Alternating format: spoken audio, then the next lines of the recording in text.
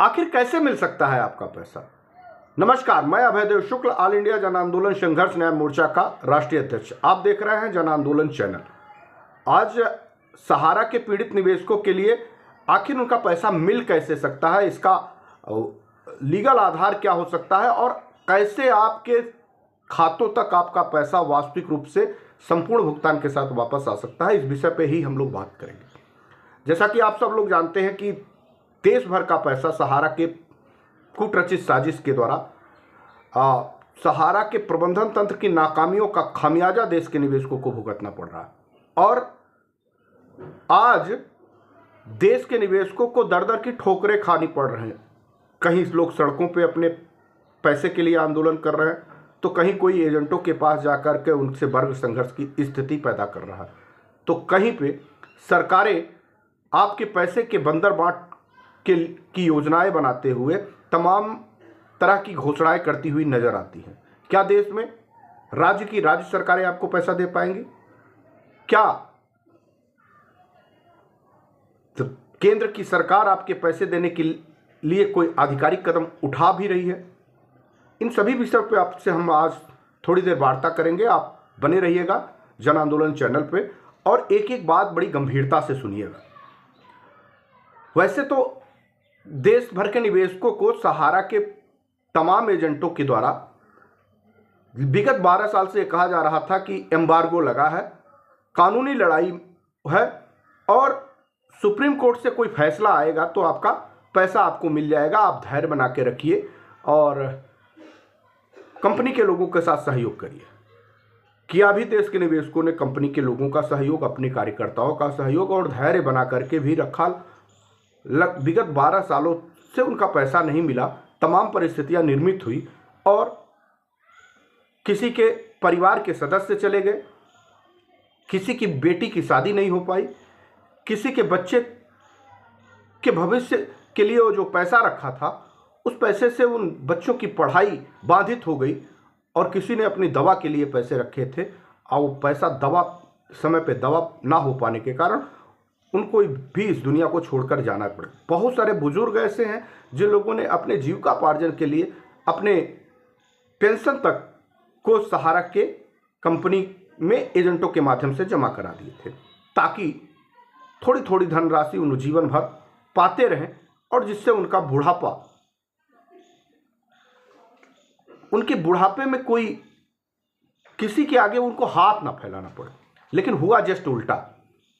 जिन लोगों के ऊपर विश्वास किया, जिसके लिए वो सपने सजोए, जिस उम्मीद के साथ वो पैसे रखे, आज उन सभी पैसों पे पानी फिरता नजर आ रहा है। ऐसे में कोई बोलने वाला नहीं था, कोई लड़ने वाला नहीं था। ऑल इंडिया जन आंदोलन संघर्ष न्याय मोर्चा ने इसकी बागडोर थमा ली। बस्ती से आंदोलन शुरू किया गया, देश के विभिन्न हिस्सों तक जन जागरूकता पैदा की गई, बड़े पैमाने पर लोगों को सड़कों पर निकालने का प्रयास किया गया। आंदोलन ने यह कहा था कि अगर 1 लाख लोग एक जगह इकट्ठा हो जाएंगे, देश की सरकार और माननीय सुप्रीम कोर्ट स्वतः संज्ञान ले लेगी और आपके पैसे का कोई वैकल्पिक हल बना देगी।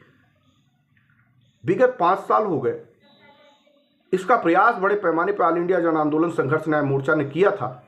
एक समय लगा भी था कि अब देश के निवेशकों के भुगतान के रास्ते खुलने की बारी आ सकती है, क्योंकि हमने थोड़ी ही तादाद में देश की सरकारों तक अपनी बात को पहुंचा डाला था और बहुत नीतिबद्ध तरीके से और बहुत सुनियोजित तरीके से देश की सरकारों तक और तमाम कानूनविदों तक यानी न्यायालयों तक भी हम लोगों ने अपनी बात गंभीरता तक पहुंचा डाली थी, बेहद सुनियोजित तरीके से।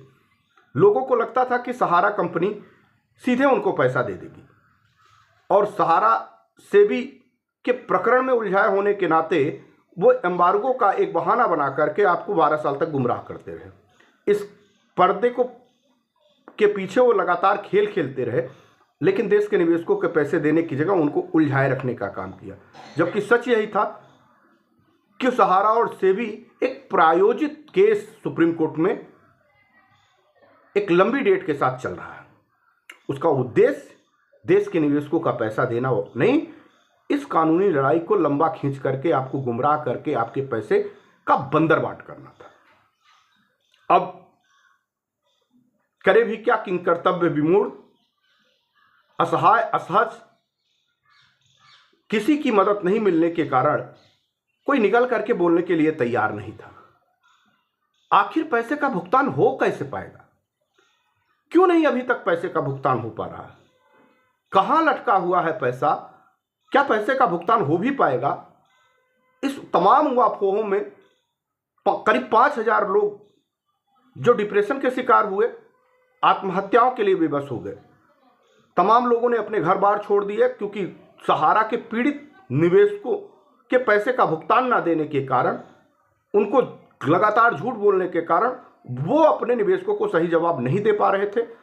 अंततः उनको अपना घर बार छोड़ करके दूसरे राज्यों, दूसरे जिलों में जाकर के प्रवेश करना पड़ा, वहां पे शरण लेनी पड़ी और छुप छुपा के जिंदगी जीने पे विवश हो गए। ऑल इंडिया जन आंदोलन ने पहला उद्देश्य और पहला नीति बनाई कि जिन लोगों ने पैसा लगवाया है वो अपने अधिकारों के लिए, अपने देश भर के निवेशकों के अधिकारों के लिए स्वयं लामबंद हों और कार्यकर्ता और जमाकर्ता मिलकर के 1 लाख लोग सड़कों पे खड़े। इसी उद्देश्य के साथ ऑल इंडिया जन आंदोलन संघर्ष न्याय मोर्चा ने सड़कों पे आंदोलन करना उचित समझा और सीधे सरकारों से लड़ाई लड़ते हुए उनको जिम्मेदार और उनको जवाबदेही बनाने की तैयारी करी। ये सभी हो चुका था, सब लाइन पे चल रहा था। बड़े पैमाने पे लोग सड़कों पे निकलने के लिए तैयार भी हो रहे थे। बहुत अच्छी ईमानदारों की टीम को हम लोगों ने खड़ा करने में कामयाबी भी हो पाई थी। लेकिन कहते हैं ना कि अंग्रेजों ने भी कुटिल चाल चली थी। फूट डालो और राजनीति करो, फूट डालो और राज करो, इस प्रवृत्ति के साथ वो निकल करके बाहर आए और 200 सालों तक भारत के लोगों को गुलाम बनाए रखा। अब ऐसे में हम भला कैसे अछूते रह जाते?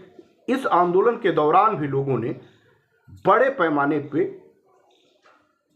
आंदोलन कर रहे वाले लोगों को प्रलोभन दिया, उनको तोड़ने की कोशिश करी, कुछ लोगों को तोड़ भी ले गए और इस आंदोलन को तितिर बितिर करने की पूरी कोशिश कर दी, जबकि हम भारत की सरकार को पूर्ण तरीके से अपनी बात पहुंचा पाने में कामयाबी हासिल कर लिए थे। जिस भारतीय जनता पार्टी कोई किसी की बात सुनने के लिए तैयार नहीं होती, उसकी सरकार थी केंद्र में, उनके ऊपर दबाव बनाने में कामयाब हो जाती है। चुनाव का डर उनको लगने लगता है और सॉलिसिटर जनरल को भेज करके वो सहारा और सेबी वाले ही खाते से 5,000 करोड़ रुपए ला करके देश के निवेशकों को विश्वास दिलाने में के लिए आगे निकलती है कि हम देश के निवेशकों के भुगतान के लिए तैयार हैं। हम अपने रणनीति में सफल हो गए थे, जीत की तरफ बढ़ रहे थे। लेकिन चूंकि ये मामला खत्म हो जाता, देश के निवेशकों के पैसे उसके सामने मिल हो जाते, सरकारों के ऊपर बड़ा दबाव बन चुका था, लिहाजा सहारा के प्रबंधन तंत्र ने फिर फूट डालो और राज करो की रणनीति पे काम करना शुरू किया। आंदोलन से ही कुछ लोगों को डाइवर्ट कर तोड़ करके साजिश, बेहद गहराइयों भरी साजिश के साथ इस आंदोलन को छिन्न भिन्न करने की कोशिश कर डाली। वो अपनी कोशिश में कामयाब रहे। किसको भला पैसा काटता और जिस पैसे के लिए कोई लड़ना चाहता हो, उस पैसे की साथ साथ उसको यह भी आज़ादी दे दी जाए कि चाहे जितनी गालियां तुम मुझे दे लेना, चाहे जैसे भी करना पड़े, इस आंदोलन को तोड़कर छिन्न भिन्न कर डालो, क्योंकि आंदोलन अगर तोड़ोगे नहीं तो हमको देश के करोड़ों निवेशकों का पैसा वापस भी देना पड़ेगा और हमारी तमाम संपत्तियों को बिक जाना पड़ेगा और हमको जेल के सलाखों के पीछे पहुंचने से कोई नहीं रोक पाएगा। साथियों, आप नहीं समझेंगे, ये राजनीति होती भी बहुत गंदी है और पैसे का खेल होता भी बहुत गंदा है। इस पे ना जाने कितनी लाशों पे चढ़ करके लोगों ने राज किया है। रणनीति के तहत, साजिशों के तहत तमाम सत्ताएं चली गई हैं और तमाम लोगों ने इंसानों की लाशों पे चढ़ करके पैसे को ढेर पे चढ़ना मुनासिब समझा है। आज भी वही हो रहा था। लोग कामयाब होते जा रहे थे और इस आंदोलन को तोड़ने की पूरी पुरजोर कोशिश करते नजर आ रहे थे। चूंकि यह बात इस आंदोलन को खड़ा करने के दौरान और उसके होमवर्क और वर्कआउट करने के बाद तमाम निष्कर्षों को देखने के बाद हम लोग बहुत अच्छी तरीके से समझ चुके थे कि कौन कौन क्या कर सकता है। लेकिन मेरे पास मजबूरी थी, मुझे सब पे विश्वास करना ही था। जो भी मेरे पास आता मैं उसके ऊपर मुझे विश्वास करना था, और वो विश्वास दिलाते हुए देश के निवेशकों को के लिए लड़ाई लड़ने की बात जो करता हुआ दिखाई दे, उनको आंख मूंद के मुझे विश्वास करना था। हालांकि हमने आंख मूंद के विश्वास नहीं किया, लेकिन मेरी मजबूरी ये थी कि 13 करोड़ निवेशकों की लड़ाई लड़ने में मैं अकेला निवेशक और बाकी सभी लोग कभी न कभी सहारा के प्रबंधन तंत्र से डायरेक्ट इनडायरेक्ट लाभ अर्जित करने वाले लोग थे। बहुत सारे साथियों ने पूरी तरह समझ लिया था कि हमारे साथ ठगी की गई थी। उन लोगों ने निकल करके एक संकल्प बना करके हमारे साथ कंधे से कंधा मिलाकर चलने का व्रत और संकल्प लिया। लेकिन कहते हैं ना कि तमाम युद्धों के दौरान आपने लोगों ने देखा होगा कि कैसे कैसे लोग बीच में आकर के खेला करते हैं, और तमाम जगहों पे जो जीत का नायक होता है उसको तमाम परेशानियों का सामना करना पड़ता है। चलिए, ये सब हुआ, लेकिन फिर भी आंदोलन के लोगों ने धैर्य नहीं तोड़ा। टूटने के बाद, बार बार टूटने के बाद अडिग और अटल खड़ी रही ऑल इंडिया जन आंदोलन संघर्ष न्याय मोर्चा ने इस आंदोलन को बड़ा करने में अपनी सफलता हासिल करी। फिर खड़ी हुई, लड़ी भिड़ी, तमाम जेल की यात्राओं करने के बाद भी नहीं झुकी, और ऑल इंडिया जन आंदोलन संघर्ष न्याय मोर्चा ने पुनः देश के निवेशकों के हितों के लिए इस लड़ाई को अनवरत जारी रखा। अंततः एक बार पुनः ऑल इंडिया जन आंदोलन संघर्ष न्याय मोर्चा सड़कों पर निकलने के लिए तैयार हो गया, और साथ ही साथ सुप्रीम कोर्ट के दरवाजे पे भी अपनी दस्तखत दे दिया। जानते हैं ये बात थोड़ी लंबी हो रही है, लेकिन हम सीधे मुद्दे पे आ रहे हैं कि आखिर आपका पैसा क्यों रुका है, कैसे आप सीधे पैसा पा सकते हैं, क्या करें तो आपके पैसे का भुगतान में लंबी यात्रा नहीं करनी पड़ सकती है। उसके लिए आपको थोड़ी देर और गंभीरतापूर्वक हमारी बात को सुनना होगा। सुनना उन एजेंटों को भी होगा, सुनना आप निवेशकों को भी होगा, ताकि देश के निवेशक और एजेंट मिलकर के भारत की सरकार और संबंधित कोर्ट को अपने भुगतान के लिए बाध्य कर सके। हम लोगों को सड़कों पे निकलते देख, इस तरह बड़े पैमाने पे फिर पुनः निकलते देख, सहारा के प्रबंधन तंत्र की हवाइयां उड़ गई हैं, और साथ ही साथ कुछ लोगों की और हवाइयां उड़ गई हैं कि इनको कितना भी तोड़ोगे लेकिन ये टूटेंगे नहीं, ये जिद और जुनूनी वाले लोग हैं, आखिर वो अपने मिशन में कामयाब नहीं हो पाएंगे। पैसा दो जगहों से सम्मिलित प्रयास करने से मिल सकता है। पहला, जन आंदोलन, ये बहुत बड़ी चुनौती है आपकी। इस चुनौती को आपको पार कर पाना होगा और जन आंदोलन को बहुत बड़ा करना होगा। ये इस लड़ाई का सबसे बड़ा फैक्टर है। अगर आप इसमें चूके तो पैसे से चूक जाएंगे। दूसरा सबसे महत्वपूर्ण, पैसा रिलीज भी हो गया तो पैसा किसको मिलेगा? क्या सहारा के पास वास्तव में उतनी संपत्ति है जो कहती है कि हमारे पास 3 गुना से ज्यादा संपत्तियां हैं? ऑल इंडिया जन आंदोलन संघर्ष न्याय मोर्चा आज आपसे स्पष्ट कहता है कि सहारा की जो संपत्तियां हैं वो आपस में बंदर बांट करने पे लगी हैं। देश के निवेशकों के लिए एक पाई एक ठेला भी नहीं है। पैसा जहां से आप सीधे पैसा ले सकते हैं, और वो भी तब जब आप बड़े पैमाने पे अपने दावे सुप्रीम कोर्ट में पेश करने में सफल हो जाएंगे। क्योंकि इस पैसे के लिए एक साजिश करके सहारा सेवी का केस चलाया गया, उलझाया गया। आप वादी नहीं हैं। अगर केस सहारा जीतती है तो सहारा उस पैसे को अपने तमाम उन संसाधनों को जो परिस्थिति जन स्थितियों में 12 साल उसको कानूनी लड़ाई लड़ने में के लिए बाध्य किया गया, या बाध्य थे, या लड़ रहे थे, या साजिश कर रहे थे, उसको दर्शा करके उस पैसे को उसी में खर्च दिखा देंगे। वो पैसा आज भी आपके पास आना ही आने वाला। अगर सेबी जीत गया तो वो पैसा सरकार के खजाने में चला जाएगा, क्योंकि उसकी वैधानिक दस्तावेज को कन्वर्ट करा दिया गया था रियल एस्टेट और हाउसिंग को, जो अब आप सोसाइटियों के रूप में उस कागज को देख रहे हैं।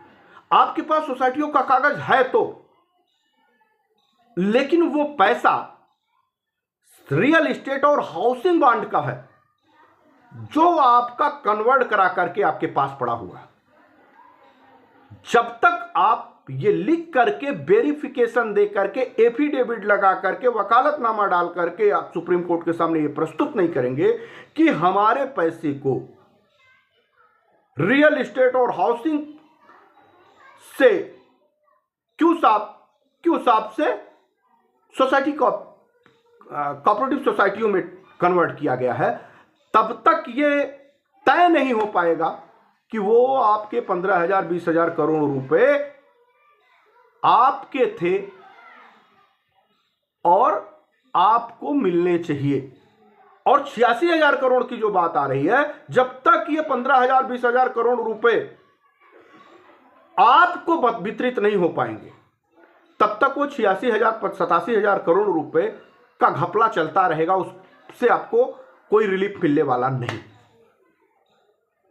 सोसाइटियों के द्वारा जो पैसे की बात की जा रही है, जिसके लिए पोर्टल लाया गया है, वो पोर्टल इसी घमंजे का शिकार हो रहा है। क्योंकि सहारा अगर वो कागज प्रमाणित करती है तो सुप्रीम कोर्ट में उनके द्वारा लगाए गए एफिडेविट उनको और उनके सिस्टम को ध्वस्त में करने के लिए काफी होंगे, और सुप्रीम कोर्ट में अपने ही हाथों अपनी डेथ सर्टिफिकेट पे दस्तखत करने के लिए मजबूर हो जाएंगे। इस नाते वो गलती कहीं नहीं करेंगे, और इसी नाते वो आपको बलगरा रहे हैं कि आप सुप्रीम कोर्ट पहुंचने ना पाए। तो आपके पास क्या रास्ता है? आपके पास पहला ये रास्ता है कि ऑल इंडिया जन आंदोलन संघर्ष न्याय मोर्चा ने जनहित याचिका डाली है। उसमें 1 लाख लोगों से ज्यादा लोगों को पार्टिसिपेंट बना करके उनका वकालतनामा, एफिडेविट और उनके बांडों की कॉपियों को माननीय सुप्रीम कोर्ट के पास प्रस्तुत किया जाना है। अब आप लोगों को करना क्या है? आप लोगों को अपने आधार कार्ड की कॉपी, पैन कार्ड की फोटोकॉपी, बैंक पासबुक की फोटोकॉपी सहित आपको एक वकालतनामा भर करके उस जनहित याचिका में शामिल हो जाना है। कोई बहुत बड़ी बात नहीं है, इससे आपका कहीं कोई हित प्रभावित नहीं हो रहा। आप पूरी तरह से सुरक्षित हो रहे हैं, कानूनी रास्ते के साथ आपका कागज मजबूत हो जा रहा है। जैसे ही आपके उस बहस के दौरान आपका पक्षकार पक्ष रखेगा, वैसे ही वो साबित हो जाएगा कि आपका पैसा रियल हाउसिंग और रियल एस्टेट और हाउसिंग से कन्वर्ट होकर के गया है, जो कि उसाप और सोसाइटियों तक गया है। लिहाजा 100% की सुरक्षित गारंटी हो जाएगी कि आपका पैसा डूबेगा नहीं। मैं फिर कह रहा हूं, डूबेगा नहीं। यानी जब डूबेगा नहीं तो तरीका कौन बताएगा? वही माननीय सुप्रीम कोर्ट निर्देशित किसको करेगी?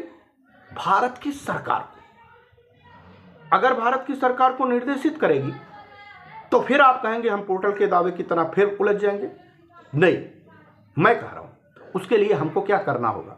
उसके लिए हमको इस जन आंदोलन को बहुत बड़ा करना होगा, बहुत बड़ा दबाव बनाना होगा कि पिछली गलतियों से सबक लेना होगा, कि सरकार के ऊपर इतनी बड़ा दबाव बनाया जाए कि सरकार जन आंदोलन मोर्चा के लोगों से बैठने के लिए बाध्य हो और उनको प्रस्ताव दे करके उस पैसे को कैसे वितरित किया जाए जो सीधे निवेशकों के पास पहुंच जाए, इसके लिए आप लोगों को लड़ाई लड़नी होगी।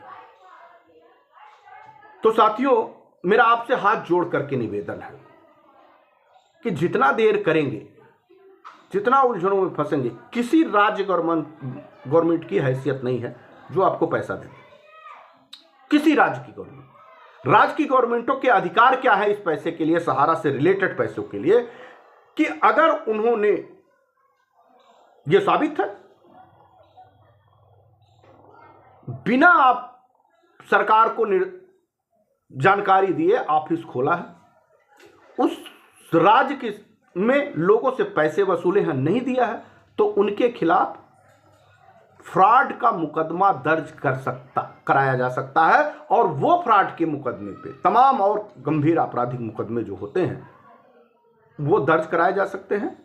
और क्योंकि उस राज्य के लोगों का हित प्रभावित हुआ है, इस नाते उनको कानूनी कार्रवाई करके उनको जेल के सलाखों के पीछे भेजा जा सकता है। उस राज्य में जो संपत्ति है, उस संपत्तियों को नीलाम करने का आदेश दिया जा सकता है। अब कौन से राज्य में है? कुछ उत्तर प्रदेश में है, कुछ महाराष्ट्र में है, कुछ बिहार में थे बिक चुके, कुछ गुजरात में है, कुछ मध्य प्रदेश में थे बिक रहे हैं। वो संपत्तियों को बेचने से रोका जा सकता है। झारखंड वालों ने तो कह दिया कि हमारे यहां कोई जमीनें नहीं है, और झारखंड वाले ये भी कह रहे हैं कि उनकी ऑफिस फर्जी थी। तो ऑफिस फर्जी है तो सबसे पहले उन लोगों को गिरफ्तार किया जाए। चूंकि वहां कोई जमीन ही नहीं है तो वहां रिकवरी होना नामुमकिन है। देखते हैं कि उनके लोगों की गिरफ्तारियां, जिन लोगों ने वहां उन लोग झारखंड के लोगों के साथ अपराध किया है, कितने दिनों के अंदर करेंगे? 1 महीने के अंदर, 2 महीने के अंदर, 2 साल के अंदर, 10 साल के अंदर, कि सहारा से भी विवाद की तरह 13 साल के अंदर? 10 साल पहले उनकी सरकार थी जो लगातार चली आई है, तीसरी टर्म्स की सरकार है। अब उसमें वो कितना बदलाव करके वो कितनी जल्दी, हमको आशा और उम्मीद है कि वो 1 महीने के अंदर उनके सभी जोनल चीफ, सभी सेक्टर मैनेजर, सभी फ्रेंचाइजी मैनेजर जो इस अपराध में शामिल है, उनको जेल के सलाखों के पीछे भेजने में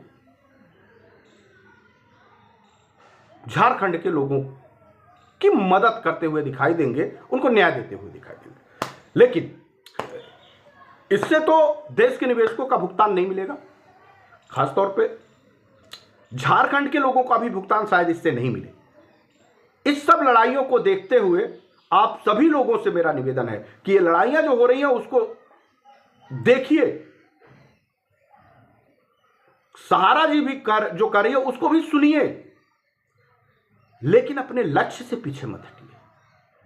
अगर सहारा कानूनी लड़ाई में वहां पहुंची है, अगर सरकार कानूनी लड़ाई में वहां पहुंचा है, अगर sector manager, zonal manager, regional manager और रायल 1, रायल 2 करके तमाम सीनियर एजेंट सुप्रीम कोर्ट में अपने पैसे की दावेदारी करने पहुंचे हैं, तो भला देश के निवेशक क्यों वहां पे अपनी दावेदारी प्रस्तुत नहीं करें? समझ रहे हैं? अगर दावेदारी प्रस्तुत कर दिया तो आप भी पूर्ण तरीके से सुरक्षित होंगे, क्योंकि वो भी सोच के इसी नाते गए होंगे कि मैं अपनी दावेदारी प्रस्तुत कर दूंगा तो मैं सुरक्षित हो जाऊंगा। तो भला आप सुरक्षित क्यों नहीं होंगे? तो आपके पैसे का भुगतान का रास्ता कहां रुका है? सबसे पहले अपना कागज कलम उठाइए, फोटोकॉपी कराइए और संयुक्त ऑल इंडिया जन आंदोलन संघर्ष न्याय मोर्चा ने जनहित याचिका लगाई है, उसके लिए अपने कागज भेज दीजिए, क्योंकि निःशुल्क है उन लोगों का जिन लोगों का के एक्सीडेंट, डेथ हो गई है, जिन लोगों की। निःशुल्क है उन लोगों का जो विकलांग है, पैसे नहीं लगने आपके, निःशुल्क हैं वो दोनों लोग। जो 1 लाख रुपए तक जिनकी मेच्योरिटी धनराशि है, वो वो भी निःशुल्क है। महज संगठन की 100 रुपए की सदस्यता लेनी, तो 100 रुपए की सदस्यता कोई बहुत बड़ी चीज नहीं है। सुरक्षित हो जाएंगे आप, इससे आपका कोई हित प्रभावित नहीं होगा।